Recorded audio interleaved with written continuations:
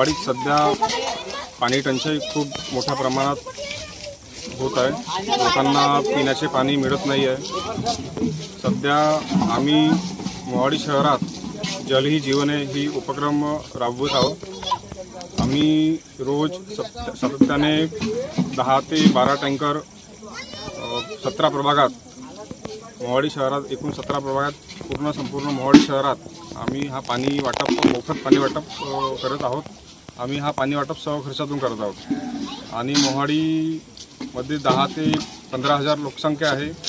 या मोहाडी शहरामध्ये नवीन पाणी पुरवठा योजना मंजूर झालेली आहे, तरी या योजनेचं काम अपूर्ण आहे। 2 वर्षापासून काम सुरू असूनही या कामाला आतापर्यंत काम पूर्ण झालेले नाही आहे।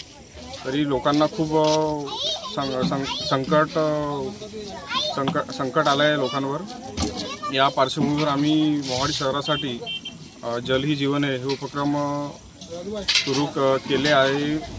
उन्हाळ्यामध्ये नळाला सकाळी न रात्रीला पाणी येत नाही। आम्ही हातमजुरीवाले दिवसभर कामाला जाते आणि रात्रीला येऊन सन्यारी पाण्याची टँकरची वाट बघत असते। भूषण भाऊ टँकरने पाणी मोफत वाटत आहे, त्या टँकरची आम्ही वाट बघत राहते। 11 वाजेपर्यंत पाण्याची वाट बघत राहते, तरी नगर प्रशासनाने आमची समस्या दूर करावं, लवकरात लवकर पाण्याची समस्या